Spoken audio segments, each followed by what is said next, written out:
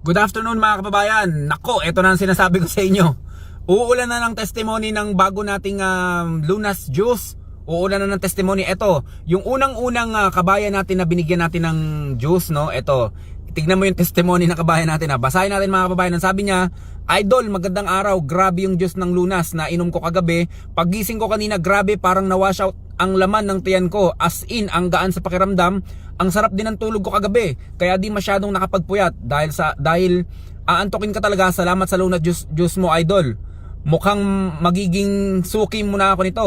Legit siya, masarap din siya.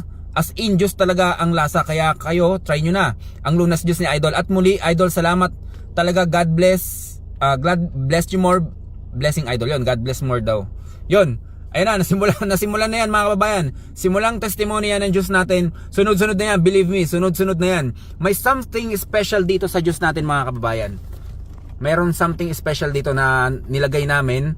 Pero Lunas pa din siya, pero may something pa rin, alam nyo na. Dito sa Pinoy Farmer, lagi tayong may surprise dyan. Talagang, subukan nyo itong choco mga kababayan. Ang sarap nito, promise, sa mga mahihilig sa mga choco dyan. Ito, subukan nyo mga kababayan. Unang testimony pa lang yan. Antayin nyo mga ilang araw. Uulan at uulan ng testimony yan. Yun lang mga kababayan, kung gusto nyo mag-order, sana subukan nyo. PM lang kayo or tawag kayo sa mga call support. Stay healthy, ako si Chance at ako magsasakang gala.